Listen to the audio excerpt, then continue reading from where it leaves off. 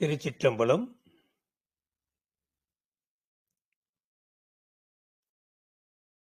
இன்றைய தலைப்புக்குச் செல்லும் முன் சென்ற வார சிந்தனையை சிறிது திரும்பி பார்க்க வேண்டிய ஒரு நிலை உள்ளது.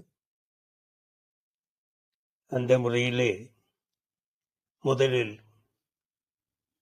விநாயகனை துதிப்போம். ஓம் எண்ணுணவரூபநாயகா, உமையவளின் பாலனே விநாயகா,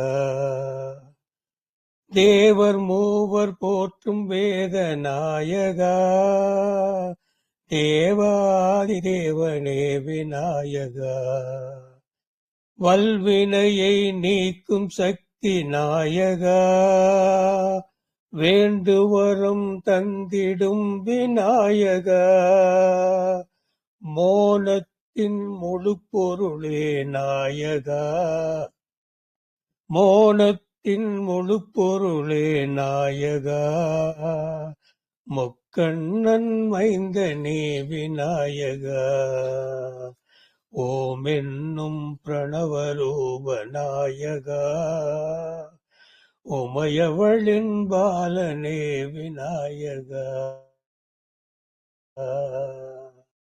என விநாயகனை துதித்து குருவின் திருவருளை பெறுவோம்.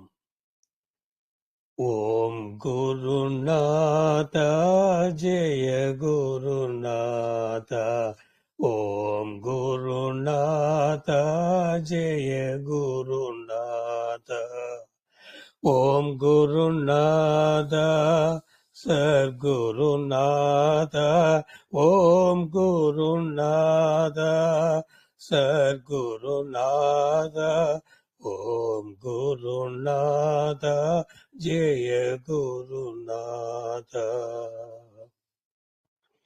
தீனநாதா தீனபந்தோ திவ்ய ஸ்வரூபா சர்க்குருநாதா, திவ்ய ஸ்வரூபா சர்க்குருநாதா,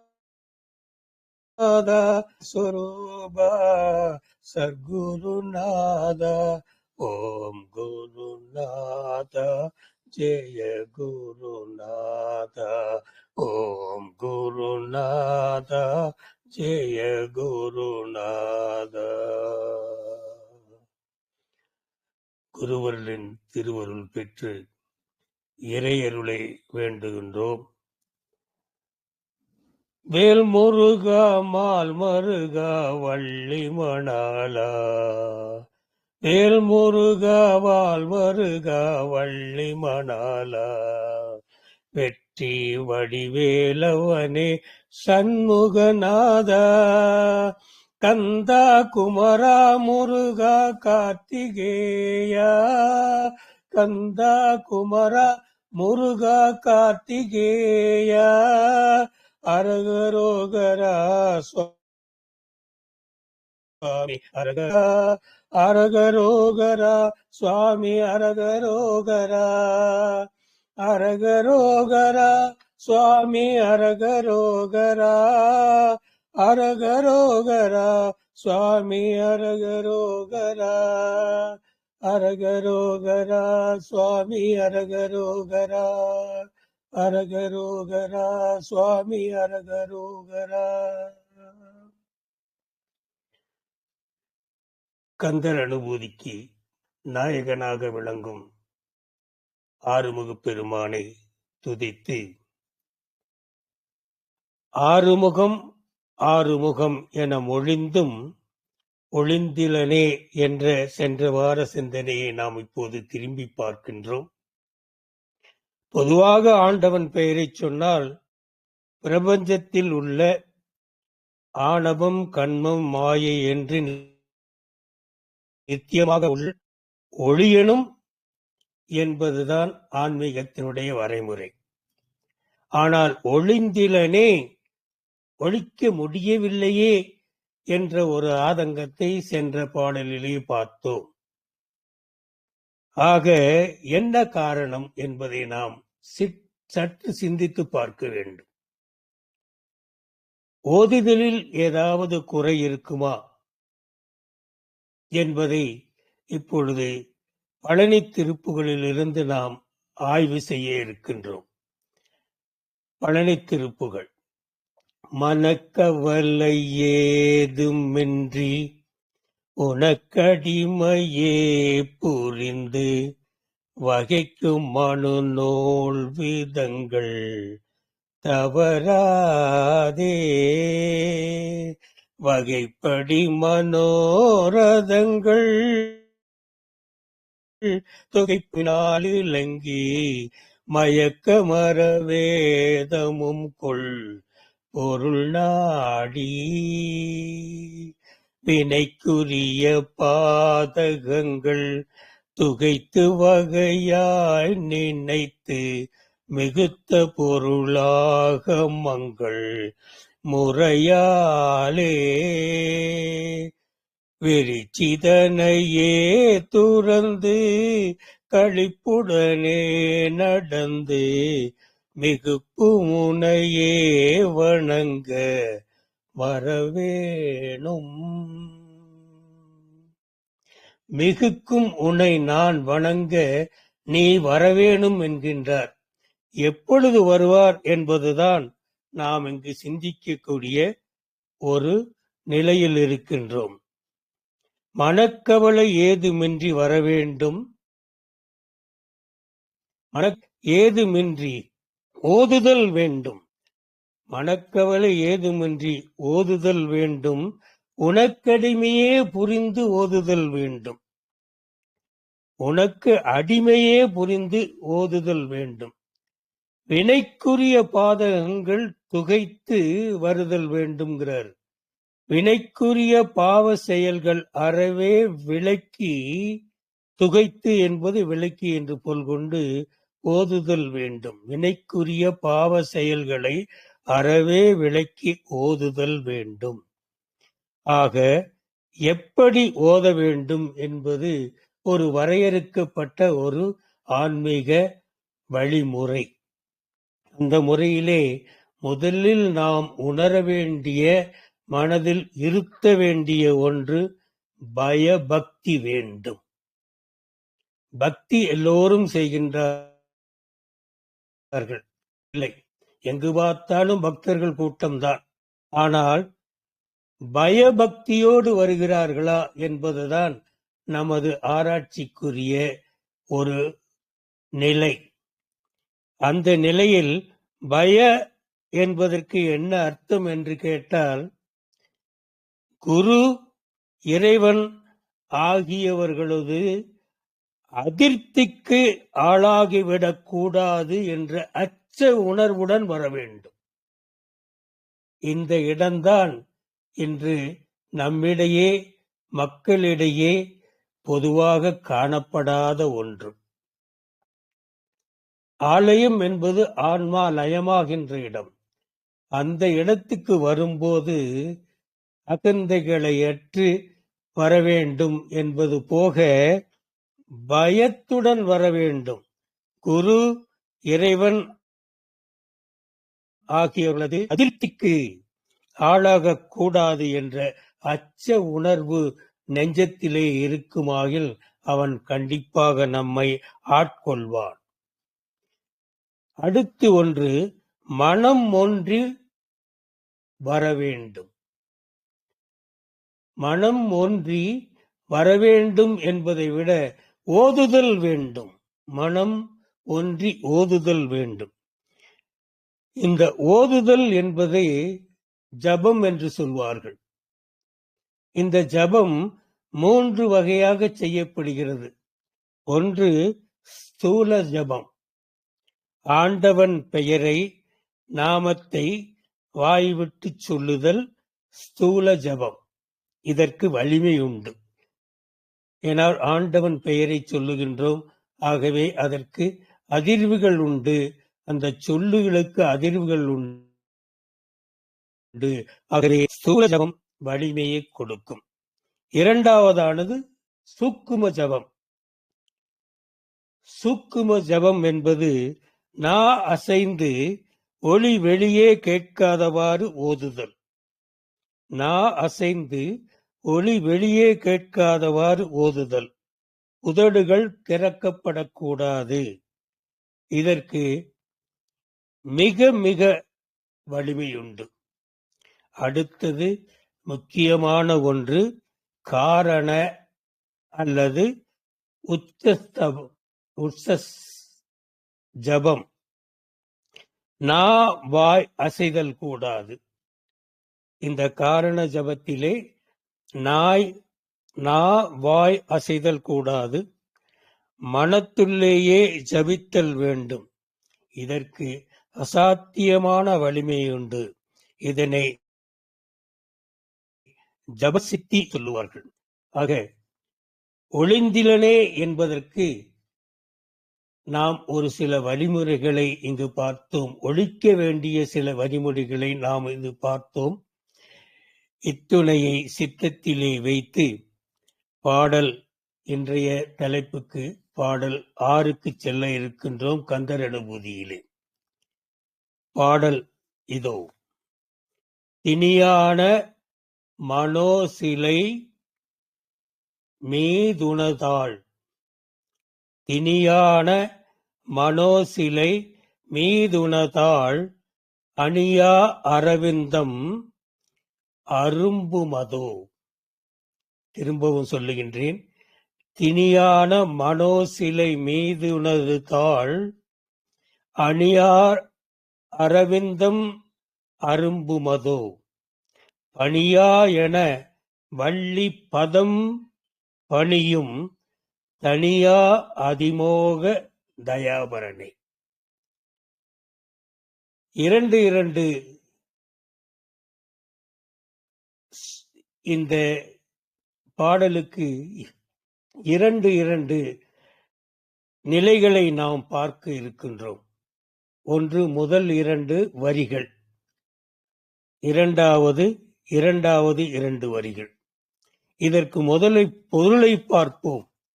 ஏனென்றால் பதத்தை பார்த்தால் வள்ளி பதம் நமக்கு நன்றாகவே புரியும். ஆகவே பதத்துக்கு செல்வோம். பாடலின் பதத்தை பார்த்தபின் வள்ளியின் பதத்தை பார்க்க போகின்றோம் என்பதை நாம் தெரிவித்துக் கொள்ளுகின்றோம். தனியான என்பதற்கு பொருள் திண்மையான அல்லது கடினமான. மனோசிலை மீது, இங்குதான் நாம் ஆன்மீகத்தை காண இருக்கின்றோம். மனோசிலை மீது. மனம் என்பது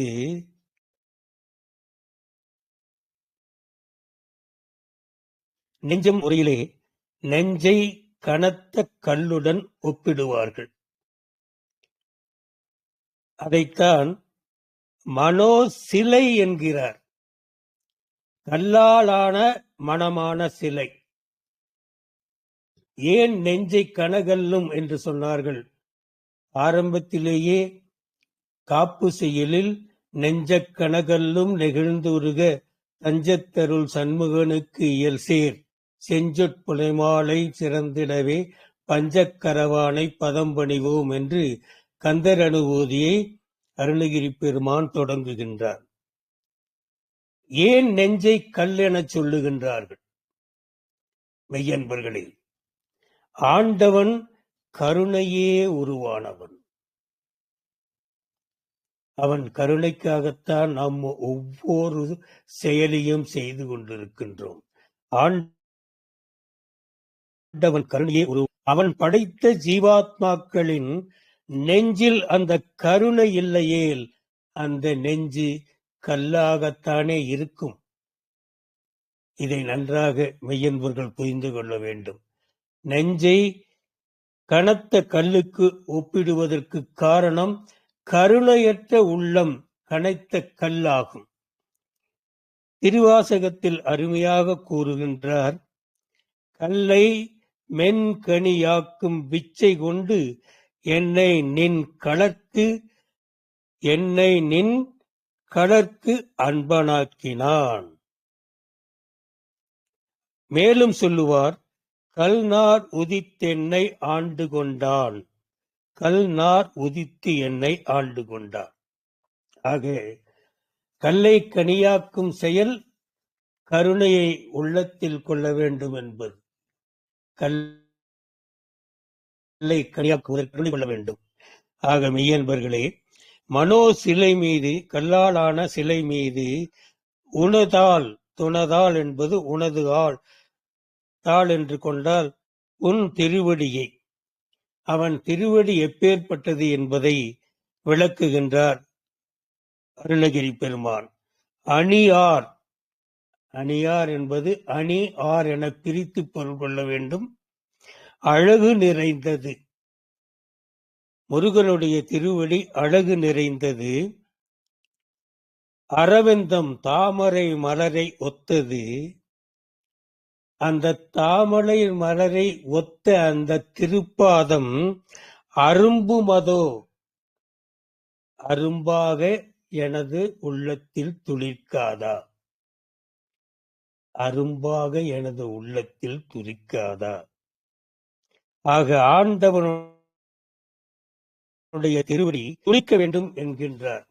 அரும்பாக, இந்த அரும்பு என்ற சொல் ஆன்மீகத்தின் ஆணிவேர். ஆன்மீகத்தில் இறைவனை அடைய 4 சாதனங்களை நம் முன்னோர்கள் நமக்கு அருளிக்கொண்டு செய்திருக்கிறார்கள். அந்த 4 சாதனங்களை சிறிது நாம் உற்று நோக்குவோம். தமிழில் அதை அரும்பு, பூ, காய், கனி என்று சொல்லுவார்கள். திரும்பவும் சொல்கின்றேன், தமிழில் ஆன்மீகத்தில் இறைவனை அடைய 4 படியான சாதனங்களை அரும்பு, பூ, காய், கனி என்பார்கள். அது ஆன்மீகத்தில் முறையே சரியை, கிரியை, யோகம், ஞானம் எனப்படுகிறது. இந்த சரியை, கிரியை, யோகம், ஞானம் என்பதிலே ஊன்றுகோலாக கொண்டு இதை அனுசரித்து பக்தி சேவையில் நமது நால்வர் சாதனை படைத்திருக்கின்றார்கள். அந்த மார்க்கத்தை நாம் இப்பொழுது சொல்லப் போகின்றோம். அன்பர்களுடைய கவனத்திற்காக, அரும்பு என்று சொல்லக்கூடிய சரியை தாச மார்க்கமாகும். அரும்பு என்று தமிழில் சொல்லக்கூடிய ஆன்மீகத்தின் சரியை தாச மார்க்கமாகும். ஆண்டவனை அடைய இது ஒரு மார்க்கம்.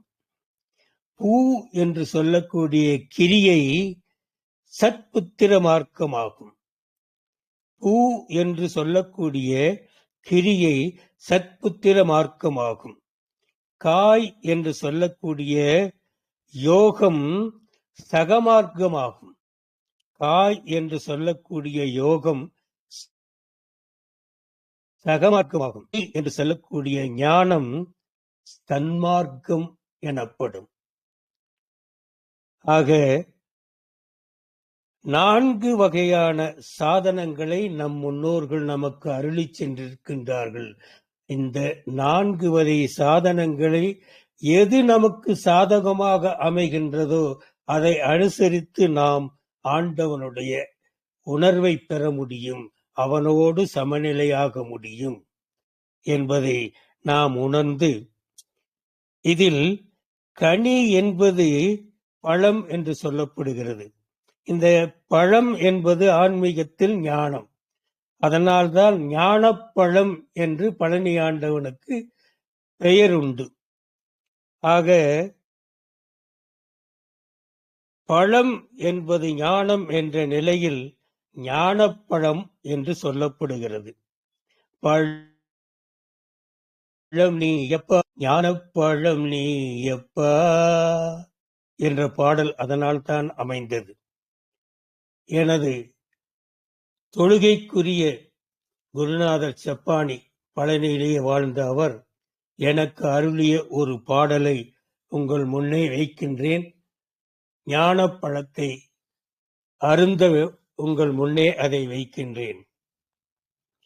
வானகத்து யானை மகள் மனம் குளிரக் கண்ட பழம் கானகத்து மானின் மகள் கலந்து கொஞ்சி ரசித்த பழம்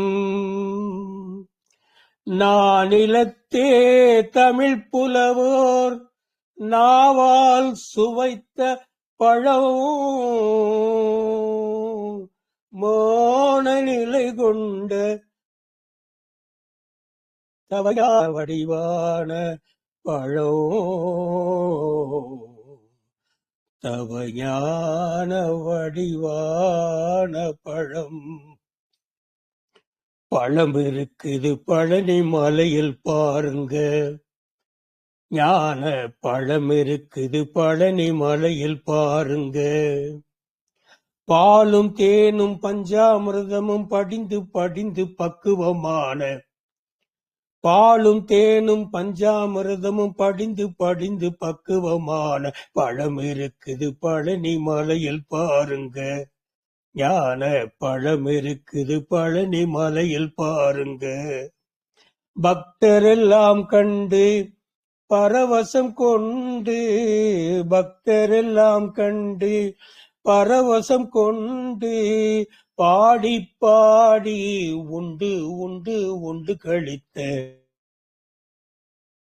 பாடி உண்டு உண்டு உண்டு கழித்த பழம் இருக்குது பழனி மலையில் பாருங்க பழகிய தமிழ் மொழியில் அருணகிரி எனும் கிளி பகந்த ஞான பழகிய தமிழ் மொழியில் அருணகிரி எனும் கிளி பகந்த ஞான பழம் இருக்குது ஞான பழம் இருக்குது பழனி மலையில் பாருங்க அழகிய நுதல் விழியில் பிறந்து அருவர் அமுதில் வளர்ந்தது அழகிய நுதல் விழியில் பிறந்து அருவர் அமுதில் வளர்ந்தது அமைவுறும் இமையவள் மடிதனில் அமர்ந்து மகிழ்ந்து இருந்தது அமையுறும் இமையவள் மடிதனில் அமர்ந்து மகிழ்ந்து இருந்தது அருமுக ஈராறு கரங்கள் அமைந்து அலைகள் சிறந்தது அருமுக ஈராறு கரங்கள் அமைந்து அலைகள் சிறந்தது அந்த அருமுகம்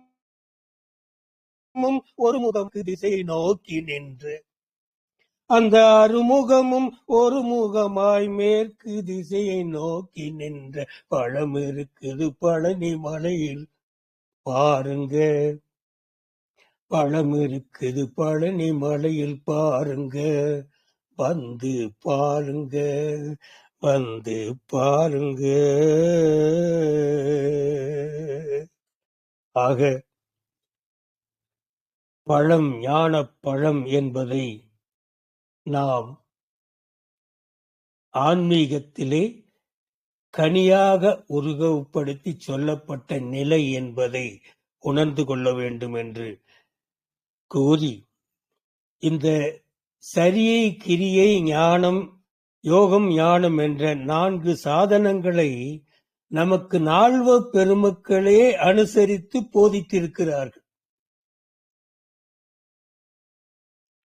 காட்டி சென்றுள்ளார்கள் ஆனால் நாம் தான் அவர்கள் செய்ததையெல்லாம் உணர்வதே இல்லை ஆன்மீகத்தில் முதல் படி குருமார்களுடைய செயல்களை உணர்ந்து அதற்கு ஏற்ப செய்ய வேண்டும் அந்த செய்கை இருந்தாலே அந்த பயபக்தி வந்துவிடும் அந்த முறையிலே சரியை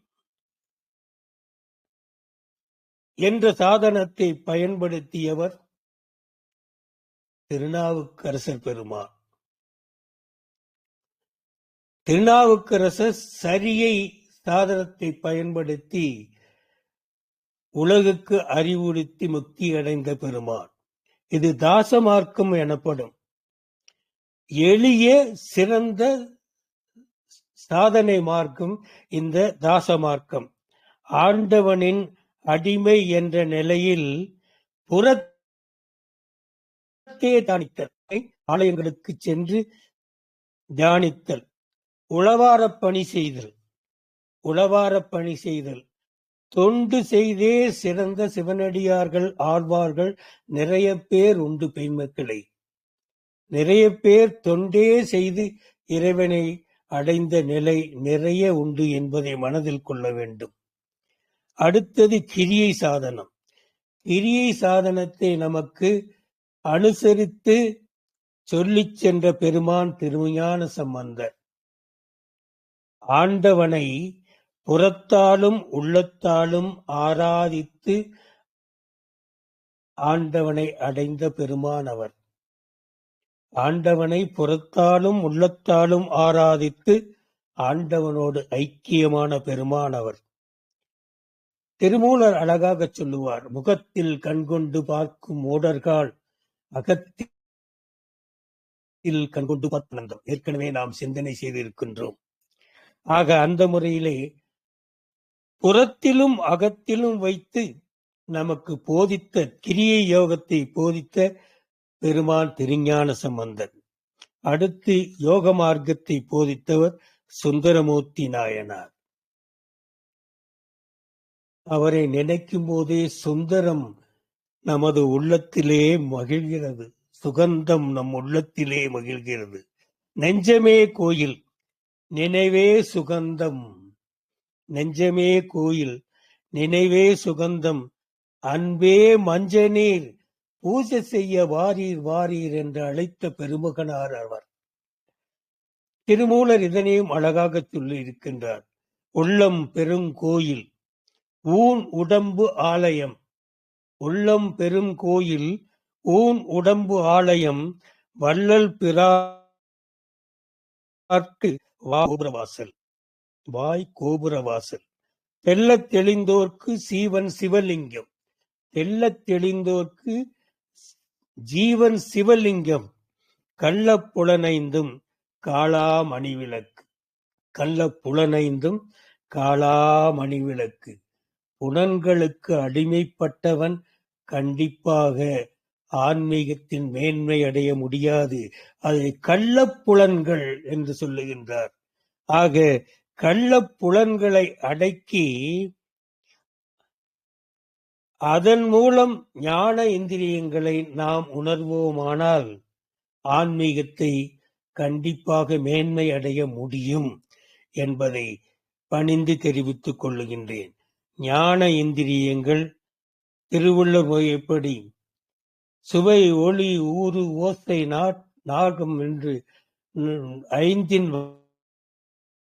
வகை தெளிவான் கட்டிய சுவை ஒளி ஊறு ஓசை நாற்றம் என்ற 5 வகை தெரிவான் கட்கே உலகு.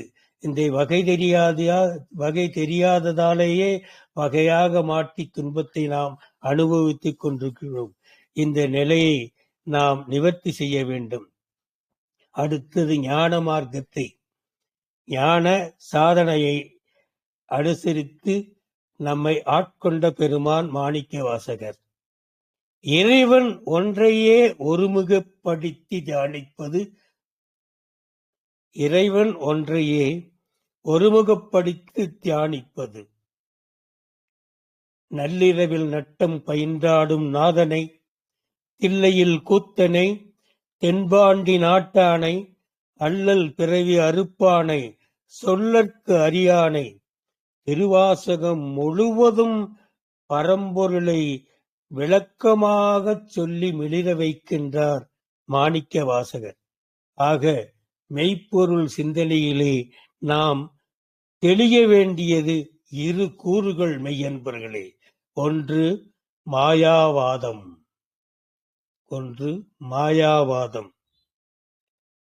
அடுத்தது பிரம்மவாதம். ஜீவாத்மா மாயை நின்று விடுதலை அடைந்து பரமாத்மாவை அடைகிறது. அதைத்தான் அழகாக சொன்னார். செல்வர் சிவபுரத்தின் உள்ளோர் சிவனடிக்கு கீழ் பல்லோரும் ஏத்தப் பணிந்து என்ற அந்த வாக்கியத்தை நாம் சிந்தனையில் இருத்துதல் வேண்டும். நாம் சிந்தையில் இருத்துதல் வேண்டும் என்று கூறி, ஆக அரும்புமதோ என்ற ஒரு சொல் கந்தரனுபூதியில் பாடலிலே வருகின்ற அரும்புமதோ என்ற ஒரு சொல் ஆன்மீக மேன்மைக்கு அஸ்திவாரமான சொல் என்பதை நாம் தெளிய வேண்டும் என்று கூறி அடுத்து இரு வரிகளுக்கு செல்ல இருக்கின்றோம். பணியா என், எனக்கு என்ன பணி, எனக்கு என்ன பணி, பணியா என் வள்ளி பதம் பணியும். வள்ளியை பணியும் அல்ல, வள்ளி பதம் பணியும். இதை ஒரு சிலர் வள்ளி பாதம் பணியும் என்பார்கள். அதை நான் ஏற்றுக்கொள்ள தயாராக இல்லை. ஏன்னா பக்குவப்பட்ட மனதில்தான் பகவான் வருவான். அடுத்தவருடைய பாதத்துக்கு பகவான் வர வேண்டிய நிலையில் அவன் இல்லை. அதை நாம் ஏற்கவும் முடியாது. அந்த முறையிலே வள்ளி பதம் பணியும், பதப்படுத்தப்பட்ட வள்ளியிடம் பணிந்து கேட்கும் என்று பொருள் கொள்ள வேண்டும். அப்படி பணிந்து கேட்பதை அவன் எப்படி வைத்திருக்கின்றான்? தனியா அடங்காத அதிமோக தீவிரமான காதல் கொண்ட தயாபரனே, கருணை உள்ளம் கொண்டவனாக இருக்கின்றான். மெய்யன்பர்களே, ஆன்மீகத்தில் நாம் புரிந்து கொள்ளக்கூடிய ஒரு 2 வரிகள். பணியா என வள்ளி பதம் பணியும் தனியா அதிமோக தயாபரனே. வள்ளி பதம் பணியும், பதப்படுத்தப்பட்ட வள்ளியம்மை, சமைக்கப்பட்ட வள்ளியம்மை. வள்ளி என்ற ஆன்மா முருகன் என்ற பரமாத்மாவுடன் இணையக்கூடிய பதமாகிவிட்டது. ஒருபான சோத்துக்கு 1 பதம், ஒருபானை சோத்துக்கு 1 சோது பதம் என்பார்கள். என்ன பதம்? பக்குவமடைந்ததை சொல்லுவது பதம். ஆக முருகன் ஒருவனையன்றி எவரையும் மனத்தில் கொள்ளேன் என்ற எண்ணம் திண்மை கொண்ட வள்ளியம்மை. அது பதப்படுத்தப்பட்ட மன்னம், பதப்படுத்தப்பட்ட நெஞ்சம். அந்த திண்மையை ஒழிக்க முடியாது, அழிக்க முடியாது.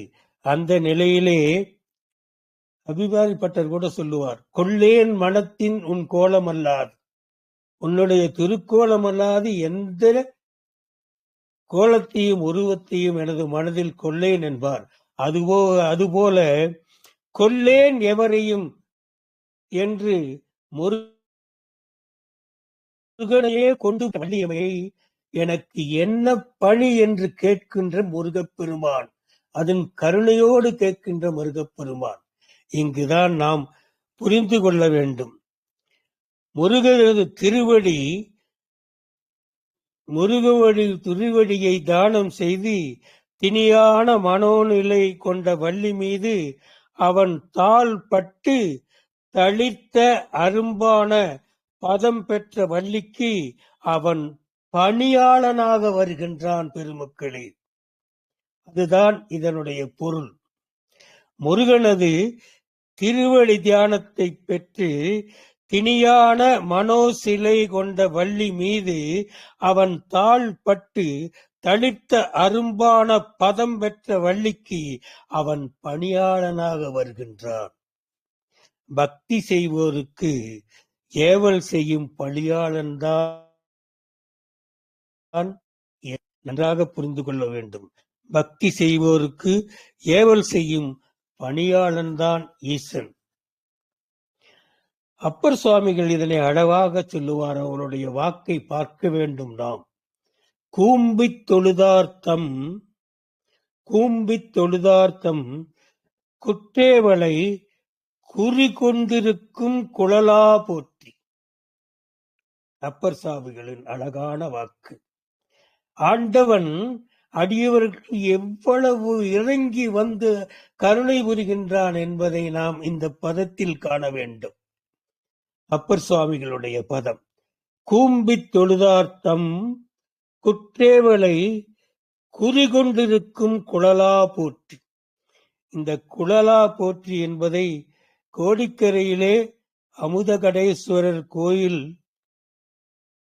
திருக்கோடி குழகர் கோயில் என்று அழைக்கப்படுகிறது என்பதை இங்கு நான் சொல்ல விரும்புகிறேன்.